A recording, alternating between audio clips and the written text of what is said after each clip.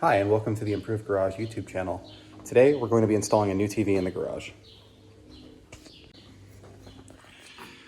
So, in some of the pictures in the garage in the past, you might have seen a TV hanging here in this mount. You may have seen in some of the more recent videos that there wasn't a TV hanging in the mount, and that's because the 32-inch TV that was there, I stole that from our hot tub. So that's the one that kind of, we have a mount at our hot tub, and when we use the hot tub, I go out and hang it on the mount and just plug it in, and it works and does its thing. And when we're done, we take it. It sits in our bedroom on the floor. So, you know, I put that out here originally just to kind of see, do I actually need a TV in the garage? Am I actually going to use it? And the truth is I don't really know, to be honest with you. I don't use it all that much, but I find that lately when I've been working on vehicles or doing whatever, I've been recording video, which makes it not as easy to do things like listen to podcasts or, you know, some of the listening to music, etc. that I used to do. So I picked up this TCL TV from Walmart. It was $240, relatively inexpensive. It's a 43-inch TV. So previously I had a 32 hanging on the wall, which I felt was small. Going by the measurements and what room I have on the wall, I could do a 55. You can do up to a 55 to go between that whiteboard and the edge of the wall. It feels overkill to me. I don't really need a 55. I don't need a 50. So the, you know, 43s are available. 43-inch TVs are kind of the stepping stone TV. And what I mean by that is they're kind of in between the small and the large. When you're below a 43-inch TV, you're generally looking at TVs that are full HD or 1080p, meaning that they have a resolution of 1920 by 1080. When you go bigger than 43, you're almost always 4K at this point, meaning that your resolution is 2160 by 3840 or 3840 by 2160. So 43s are available as full HD TVs, they're available as 4K TVs, they're available as smart TVs, as not smart TVs, or, you know, just basic TVs. So there are kind of a variety of choices that you can choose from as a consumer, specifically around 43-inch TVs. And because of that, they have a pretty varied price point. I would say the cheapest 43-inch TV that I've seen on the new market was somewhere around $180. And then, you know, looking at the more expensive models, you can get into, you know, the $329-ish range would get you like a nicer Samsung that might be organic LED, you know, just something that's a little bit higher quality. So I decided to be kind of in the middle from a quality and a convenience standpoint. So what I chose is a TCL TV, which, you know, TCL is a Chinese brand. You know, it's carried by a lot of big box stores like Walmart, Best Buy, etc. It's not super high quality, but it's not super low quality. And they're generally fairly feature rich, and they have a, you know, an acceptable picture for most things. So, you know, this is the kind of TV that are in, you know, I have these in my kids' rooms. They don't need anything crazy. They just need something that works, and they're relatively inexpensive. So, you know, if it, whatever, gets broken or dies, or they leave it on all night, or, you know, stuff like that, I don't generally have to care too much about it or be too upset about it because they're relatively inexpensive. So the TCL TVs, you know, I like them because of the inexpensive nature of them. They're not the best performing TVs.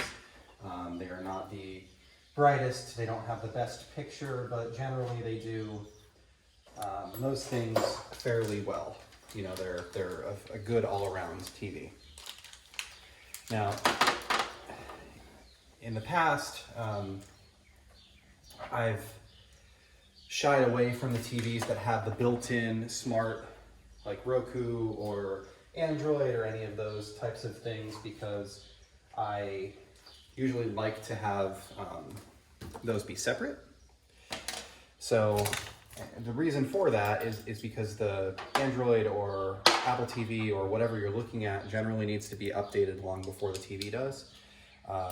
You know, with technology like that, they usually have maybe a 3-year life cycle, give or take, depending on the product. And generally a TV is something that's going to last you, I've had several for 10 years at this point. And often I can't remember the last time I had a TV that died, that actually stopped working. And I have one in my dining room right now that I've personally owned it for 10 years. And it's a Vizio. It's not even anything crazy. It's just, you know, something it's done well. It doesn't owe me anything. That was back when a 60-inch TV was $1,000, and you know, I got a $1,000 TV, and it has served me very well. So what I'm getting at with that is, you know, a Roku or a Fire TV or an Amazon, Android TV, or any of those other smart agents, Apple TV, those are generally going to need to be replaced more often than the TV screens do, because technology changes. You want more powerful hardware. You want to be able to support games or whatever the new things they come out with are. So, you know, I don't normally care about the built-in smart TV features. In this case, I did Roku for simplicity. This TV is going to be hanging on my wall in my garage. I'm going to connect it via Wi-Fi. I'm not going to have any HDMI feeding it. Nope. The source is stuck behind it. It's just going to need a power cord, and that's it. So, keeping it simple. And that's kind of the same thing that I just adopted in my 7-year-old's bedroom. She has a smart TV. It's a TCL, similar thing, built-in Roku, works well. So, you know, based on that and how well it's worked, I decided to do the same thing here. I'm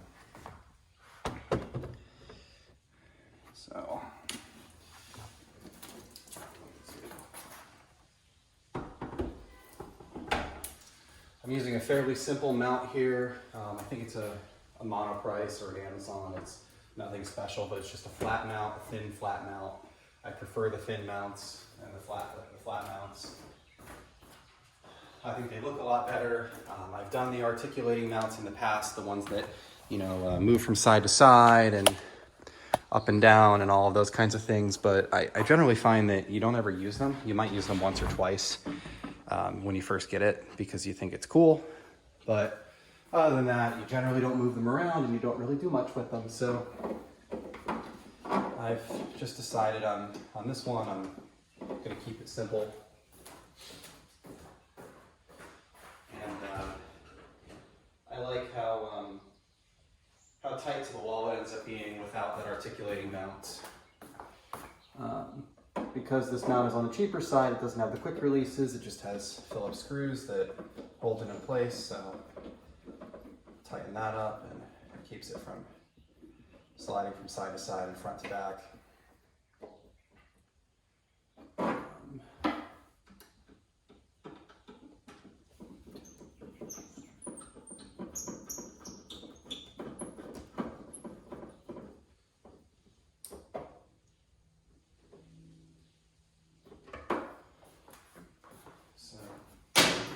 As far as the smart TVs are concerned, the Roku versus the Apple TV versus the Fire TV versus the Android TV, I've honestly lived with all of them at this point. I've done some of the, like Vizio has their own built-in smart things, their own apps. And what I found is that the built-in ones generally seem to lose support before the third-party ones, meaning like I have a Vizio TV right now that can't play Netflix and doesn't work with Plex properly and crashes all the time. And it's, it's 10 years old, so I can't really do anything to update it. There are no updates that exist. It's had all of its system updates since it was new. It's not currently supported, and it'll never be supported again. The Apple TV I found is very good, especially when you're talking about the compatibility with Apple products. I can cast from my MacBook or my iPhone or whatever to it. Works well, does Apple TV Plus. We were 100% Fire at our house for a long time. We had probably 10 of the Fire sticks simultaneously going here and at my parents' house. Between the kids' rooms and the bedrooms and the living room and everything else. And I liked the Fire for a long time. They were relatively inexpensive, but then they just kept getting slower and slower. And really the only ones that I didn't have problems with were the ones that were connected via wired connection, meaning like the original Fire TV. It was a box that had a wired Ethernet connection. The sticks, I've had problems with the Bluetooth modules going out on them. I've had problems with Wi-Fi connectivity on them. So it's just, they're $40 generally, and they're usually on sale. So longevity probably isn't what it's built for. They probably don't owe me anything, but it is annoying to have problems with them. So a couple of years ago I switched to Roku, and I really haven't had any problems since I did that. The Rokus have worked very well. We have a Roku Ultra, we have a couple Roku Expresses. They work really well. They have, because they're third party, they kind of adopt this, we're going to support anything stance. So they work with Apple TV, they work with, Apple TV Plus, they work with Netflix, they work with Amazon Prime, they work with their own channels with Hulu and Vudu, and Roku has its own kid channels as well. And they're easy to manage. There's a decent app on the iPhone that you can actually run them from and control them from. So they're not, they work fairly well. And again, they're relatively inexpensive. I do have a Roku Ultra in my living room that I think was $100, and we've had that for now 2 years, and it's 4K and it does everything it needs to do, and I haven't had any problems with it. It's been a good, reliable unit. I would say if you're all Mac, the Apple TV definitely has its advantages, but otherwise the Roku is probably the best one from a performance standpoint in my experience. For now, I'm just gonna hook it up using a white extension cord.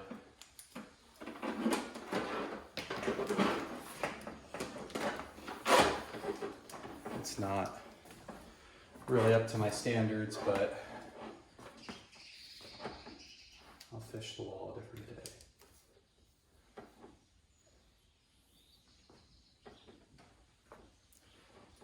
Truthfully, a month or two from now, it might not even be hanging here, because I might find that I just really don't use it.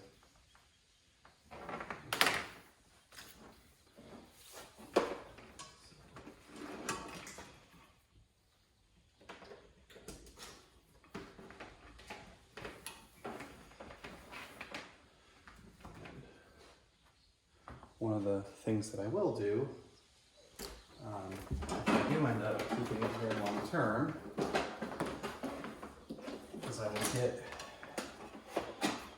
will make a longer cord with the right connector that just plugs right into the TV. So I can just get a 10-foot version of that.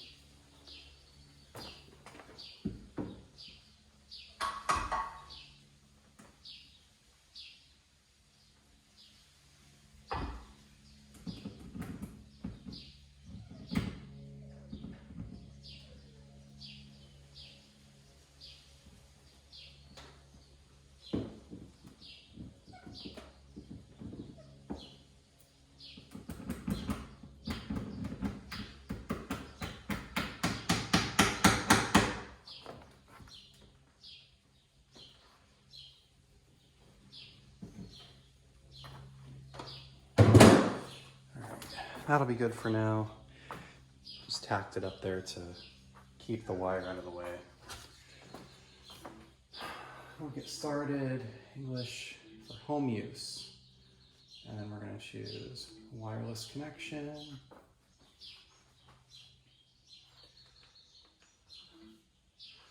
And really, I shouldn't have any issues with Wi-Fi. There's my wireless access point right there. Which obviously, I mean, I have a switch right there too, so I could just plug it in if I wanted to, but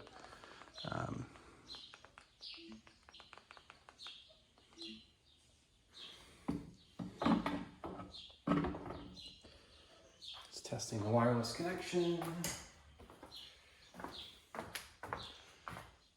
Doing a software update.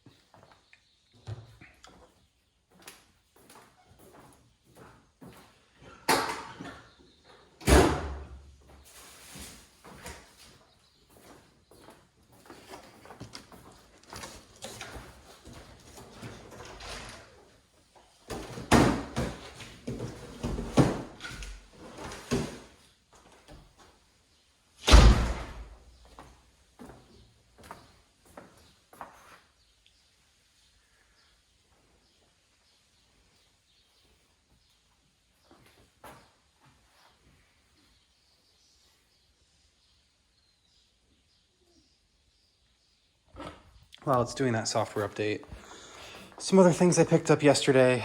I went and picked up a charger for my phone for out here because I find that I'm killing my battery with recording all these videos. So a lot of people don't realize this, but the iPhone, if you have an iPhone 8 or above, you can charge at a faster rate than what the factory, like the little cube chargers that Amazon gives, or that Apple gives you, like those guys back there. Put out. So if you're using standard USB, which is USB-A, that guy right there, this connection that has the standard plug. This outputs 5 volts at 1 amp. So 5 volts times 1 amp equals 5 watts. And that's how fast your phone can charge off of that. USB-C chargers, like this Anchor, or this Apple charger for the MacBook, they can use higher voltages. They can go up to 20 volts, and they can also use higher amperages. They can go up to, I want to say it's 5 amps at 20 volts. It's like 100 watts is the max. It might even be a little bit higher than that, but that's why the MacBooks use those, because they can charge at 60, 80 watts. A lot of docking stations can do up to 100 watts using that same USB-C. So if you use an Anchor USB-C, and it doesn't have to be Anchor, Apple makes them too. You can use that Apple one right there, but the Anchor one is less expensive. This is about 15 bucks. If you use this cube that has the USB-C output with the 20 watt max, you can connect that to a USB-C to Lightning cable, which Apple makes these, and also Anchor makes them, and a couple other companies do too. And this will allow you to charge your iPhone at up to 15 watts. So obviously 15 watts is 3 times more than 5 watts. So what you'll find is that, like there's a thing right on here that says 30 minutes to a 50% fast charge on this cable. So when you get past a certain charge point on your iPhone, it will actually start throttling the charge rate to protect your iPhone from, like, your battery from getting harmed. So, you know, there's a limit to the amount that it can do, but for the first 50%, it can charge as fast as it wants to, and it doesn't hurt the longevity of the battery. So based on that, it's helps quite a bit. So let me get my Roku account activated. TV's done with its update.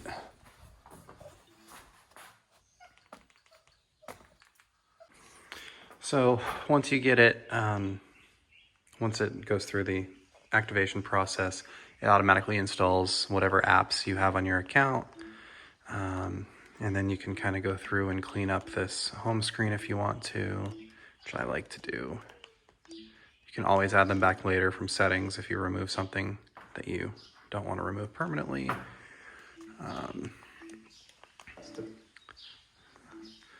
And then remove this.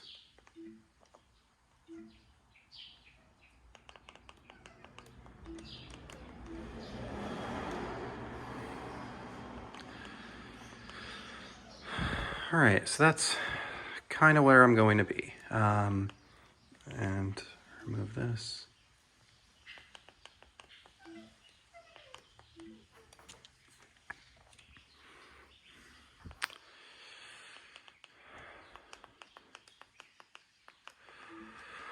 So one thing that's interesting about these TVs is that the settings for the TV and Roku end up being intertwined because Roku is like the operating system. So I'm showing that my wireless connection is excellent.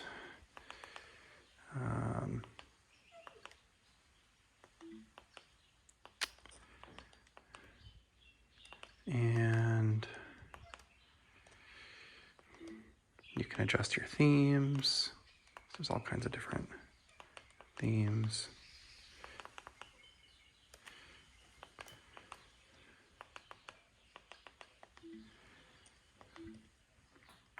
I kind of like this one. Graphene, it's called. It looks carbon fiber-ish. You can create screensavers. I usually use this aquatic life one because it looks like a fish tank.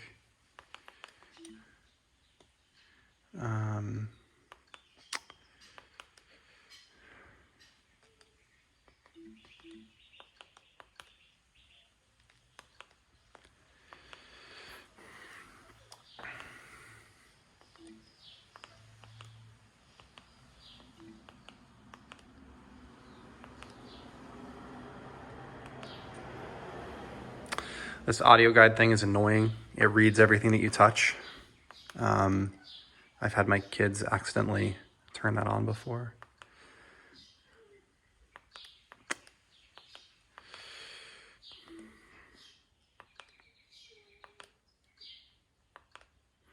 Obviously your picture settings, there aren't a lot of them, right? I have brightness and I have HDR on or off. Pretty much it. There are my inputs, audio settings, whether you want to use the internal speakers or not. There is I think there's an optical output, I want to say. Oh, it's on this side. There's an optical output, a headphone output, and then there's ARC, HDMI ARC, or audio reverse channel, or audio, I think that's what it stands for, where HDMI will pass audio back to a receiver that's feeding it. You can enable parental controls.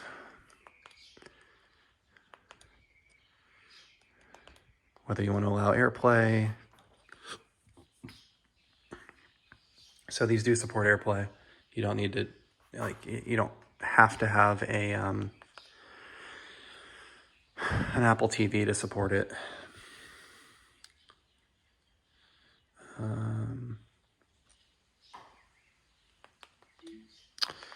So that's pretty much it. Go back here.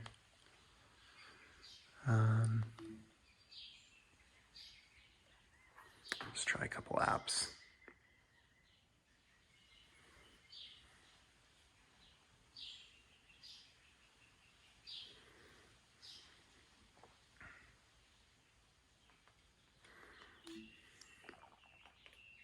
All right, so Plex came up. Seems to be working fine.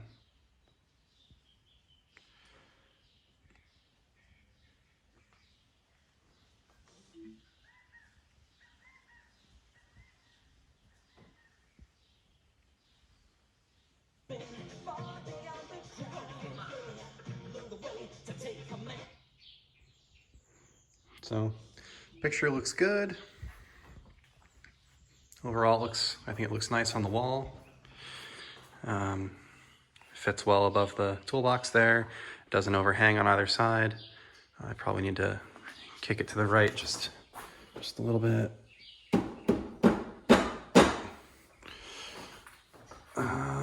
Yeah, I think that looks good. So that's pretty much it. You know, this is let's say it's the third TCL TV that we have that's very similar to this in the house. I don't expect that I'll have any problems with it. The other ones have worked really well.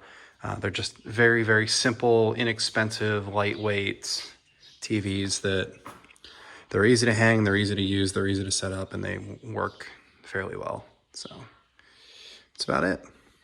Thanks for watching.